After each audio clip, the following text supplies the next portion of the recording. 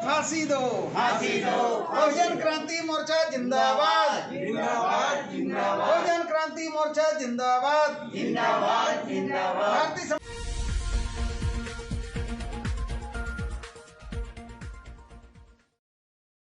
छत्तीसगढ़ जय मूल निवासी वाहेगुरु जी का खालसा वाहेगुरु जी की फतेह। VOM TV चैनल में आप सभी दर्शकों का बहुत बहुत स्वागत है। मैं हूं जगदीश सतनामी। आज हमारे बीच में छत्तीसगढ़ स्तर के खास कुछ मेहमान हैं जिनकी हम चर्चा करेंगे, उनसे परिचय भी करेंगे और जो भारत देश में एक ज्वलंत जो विभत्स घटना हुई है उसको लेकर भी हम आज सभी के विचार जानना चाहेंगे। हमारे बीच में एडवोकेट संतोष साहू साहब हैं और वो OBC मोर्चा के छत्तीसगढ़ प्रदेश के पदाधिकारी हैं, अध्यक्ष हैं। हमारे बीच में परशुदास महन जी हैं जो पेनका समाज के क्रांतिकारी प्रदेश स्तर के वो भी पदाधिकारी हैं। हमारे बीच में आदिवासी एकता परिषद के एक हुजूर जी हैं। सभी मेहमानों का हम बारी बारी से उनका वॉइस ऑफ मानवता चैनल में स्वागत करते हैं। सभी साथियों को जय मूल निवासी, जय जोहार, जय छत्तीसगढ़। हम आज जो मुख्य रूप से जो चर्चा करने जा रहे हैं वो मुद्दा ये है कि देश दुनिया में जो उत्तर प्रदेश में जो हाथरस की घटना हुई है उस घटना को लेकर देशव्यापी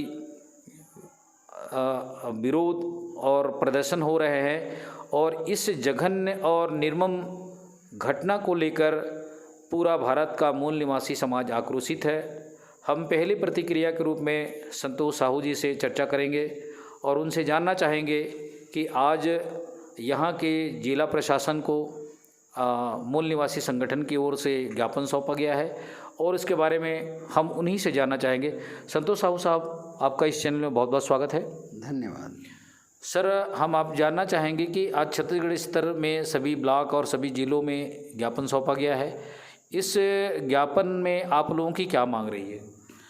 बहुजन क्रांति मोर्चा के माध्यम से आज भारत के 550 ज़िले और हजारों ब्लॉक तहसील सभी जगह ज्ञापन सौंपा गया और इस ज्ञापन का के द्वारा हमारी मांग है महामहिम राष्ट्रपति जी से, भारत सरकार नई दिल्ली, कि हाथरस में जो जघन्य अपराध इस देश के मूल निवासी बेटी के साथ हुई है और वो उस जघन्य अपराध को छुपाने का जो कोशिश भी किया जा रहा है उसको राष्ट्रपति महोदय संज्ञान में लें और उत्तर प्रदेश जिस तरीके से उत्तर प्रदेश की सरकार कानून व्यवस्था को बनाए रखने में नाकाम हुआ है, लोकतांत्रिक प्रक्रिया में चुने गए सरकार अगर देश और राज्य की जनता के जीवन और उनके संवैधानिक अधिकार का पालन कराने में अगर नाकामयाब है, जैसा कि उत्तर प्रदेश में दिखाई पड़ा, भारत सरकार महामहिम राष्ट्रपति जी उत्तर प्रदेश सरकार को बर्खास्त करे और पीड़िता को 1 करोड़ रुपए की मुआवजा दी जाए, उनके परिवार को एक सरकारी नौकरी दी जाए और जांच भारत के सर्वोच्च न्यायालय के न्यायाधीशों के देखरेख में किया जाए, हमारी मांग है। धन्यवाद। साहू साहब, एक तरफ भारत देश में संविधान का नियम कानून है, दूसरी तरफ आए दिन देश में दलितों के ऊपर या विभिन्न जाति धर्म के लोगों के ऊपर लगातार अन्याय अत्याचार बढ़ते जा रहे हैं। ऐसे घटनाओं को लेकर भारत की जो सामाजिक व्यवस्था है, भारत के मूल निवासी लोग हैं जो आप लोग सड़कों पे ऊपर, संसद के ऊपर, विधानसभा तक लेकर इसकी प्रतिक्रिया कर रहे हैं, इसकी लड़ाई लड़ रहे हैं। भारत देश एक लोकतांत्रिक और विभिन्न जाति धर्मों का देश कहलाता है।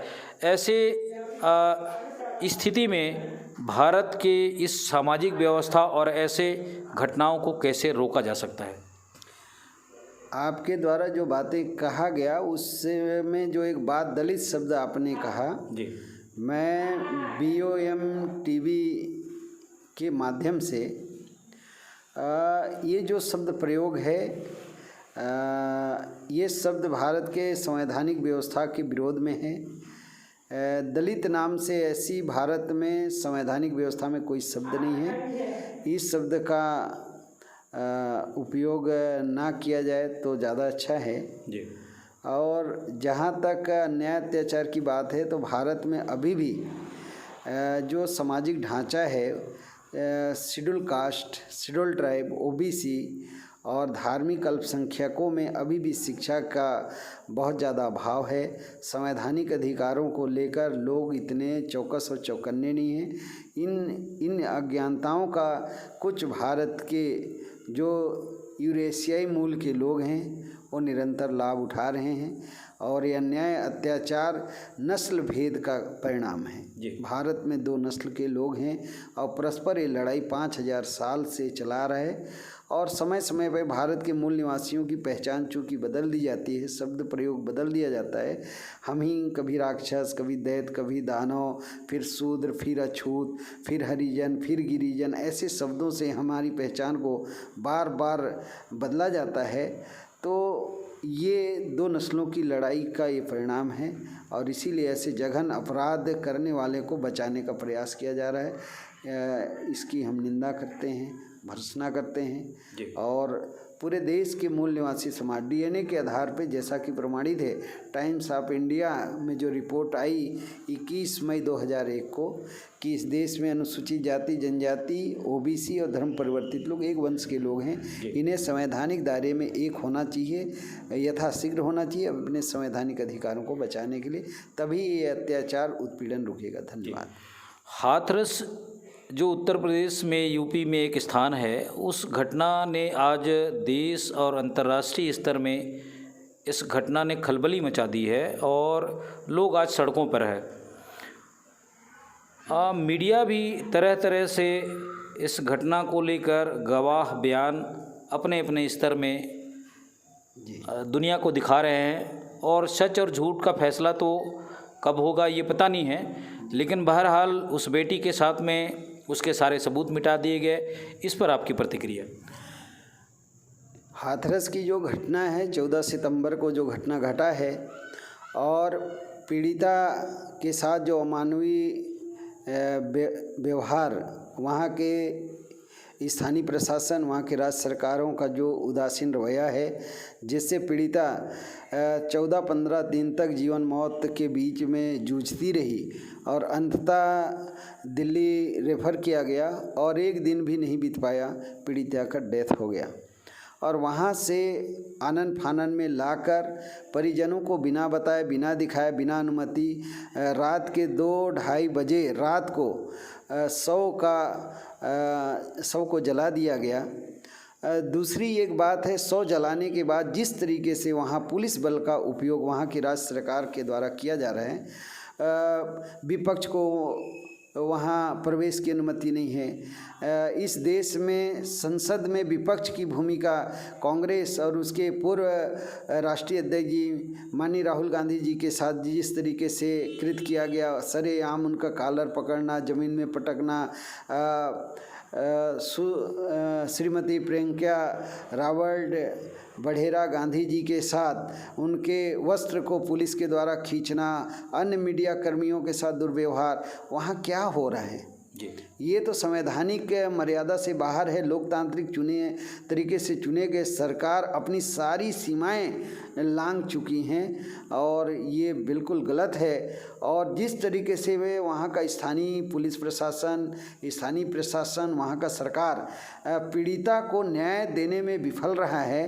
और चूँकि भारत में अभी सुप्रीम कोर्ट है, एक आशा है हम न्यायालयीन व्यवस्था में, भारत के लोकतांत्रिक जो व्यवस्था है न्यायपालिका का, हमें पूरा उम्मीद है कि पीड़िता को जरूर न्याय मिलेगा, परंतु सर्वोच्च न्यायालय के न्यायाधीशों के देखरेख में इसकी जांच कराई जाए। धन्यवाद। हमारे बीच में परशुदास महंत है, पिछड़ा वर्ग से हैं और सामाजिक आंदोलन और व्यवस्था को लेकर वो लड़ाई लड़ते रहते हैं। परशुदास जी, हम आपका इस चैनल में बहुत स्वागत करते हैं। हम ये जानना चाहते हैं आपसे कि ये जो हाथरस में जो इस भारत की इस बेटी के साथ में जो अन्याय हुआ, इसको आप किस दृष्टि से देखते हैं? आप एक बुजुर्ग हैं, बहुत अनुभवी हैं और आए दिन भारत में ऐसी घटनाएं लगातार बढ़ रही हैं, क्या कहना आपका?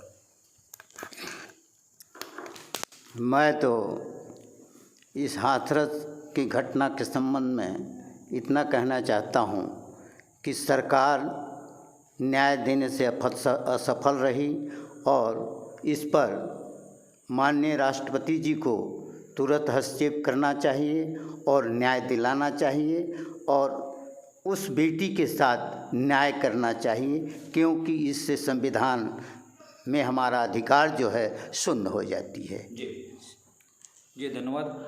हमारे बीच में राष्ट्रीय एकता परिषद सरगुजा के पदाधिकारी हैं मिस्टर ए कुजूर जी, जो आदिवासी समाज के युवा साथी हैं। हम उससे भी जानना चाहेंगे कि भारत में ऐसी हो रही घटनाओं को कैसे रोका जा सकता है और क्या हमारे लोगों को जो न्याय नहीं मिल पाता, ऐसी परिस्थिति में हमें हमारे लोगों को क्या करना चाहिए? कुजूर जी। VOM TV के सभी दर्शकों को मैं धन्यवाद देना चाहता हूँ। बहुजन क्रांति मोर्चा के बैनर तले राष्ट्रीय आदिवासी एकता परिषद, राष्ट्रीय पिछड़ा वर्ग मोर्चा और तमाम जो संगठन हैं वो इस घटना के उसमें न्याय देने के लिए हाथरस की जो घटना है उसके साथ में बहुत सारी जो घटनाएं हुई हैं अभी हाल फिलहाल में, उसको उनको न्याय दिलाने के लिए जो है ज्ञापन सौंपा गया है। और इस तरीके की जो घटनाएं हैं वो हमारे लोगों को कमज़ोर बनाने के लिए और हमारे लोगों के मनोबल गिराने के लिए, मूल निवासियों के मनोबल गिराने के लिए इस तरीके से घटनाएं हो रही हैं। और इस तरीके की घटनाओं को सिर्फ तमाम जो वर्ग हैं, जो मूल निवासी के जो तमाम वर्ग हैं, वो एक साथ इकट्ठे होकर और उनके खिलाफ़ हो रहे अन्याय, अत्याचार और जो अभी फ़िलहाल में जो शासन प्रशासन है उसके द्वारा जो अधिकारों का जो हनन हो रहा है, उन सारे के खिलाफ़ में, उन सारी समस्याओं के खिलाफ़ में जब तक एकजुट होके आंदोलन नहीं करेंगे तब तक हम समझते हैं कि इन सारी चीज़ों का, समस्याओं का समाधान नहीं है।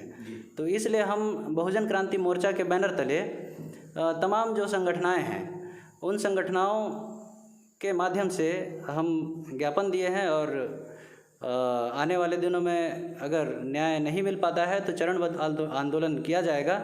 और उसके बाद भी नहीं सुनती है प्रशासन और शासन तो हम जेल भरो आंदोलन करेंगे। धन्यवाद सर।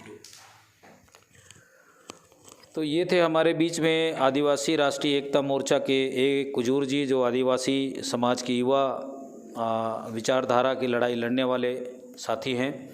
हम एडवोकेट संतोष साहू साहब से आखिरी में ये सवाल और जानना चाहेंगे कि हाथरस की घटना का तीव्र विरोध और देश दुनिया में हो रहा है, सत्ता पक्ष भी इस आक्रोशित घटना को लेकर एकजुट हैं, अपराध को लेकर पक्ष विपक्ष एकजुट हैं। क्या ऐसी स्थिति में उस बेटी को, उस पीड़ित बेटी को क्या भारत की इस न्यायिक व्यवस्था में न्याय मिल पाएगा? संतोष साहब। मैं VOM TV के माध्यम से उत्तर प्रदेश हाथरस की जो घटना है, यह ज़रूर सवाल खड़ा किया है कि जिस तरीके से पीड़िता के साथ उनको 13-14 दिन तक जो समुचित उपचार होना था, वहाँ का स्थानीय प्रशासन, राज्य सरकार देने में विफल रहा। दिल्ली सफदरगंज से लाकर रातों रात उनके शव को जलाकर सबूत मिटाने का प्रयास किया। जब सोशल मीडिया के माध्यम से पूरे देश और दुनिया में, पूरे भारत में इसकी तीव्र निंदा होने लगी, तो देश के प्रमुखों के द्वारा उस घटना स्थल में जाने का प्रयास किया गया, जिसको वहाँ का स्थानीय पुलिस प्रशासन के बल से राज्य सरकार रोकने का भरसक प्रयास किया, ताकि सबूत को दबाया जा सके, सबूत से लोगों को दूर रखा जा सके।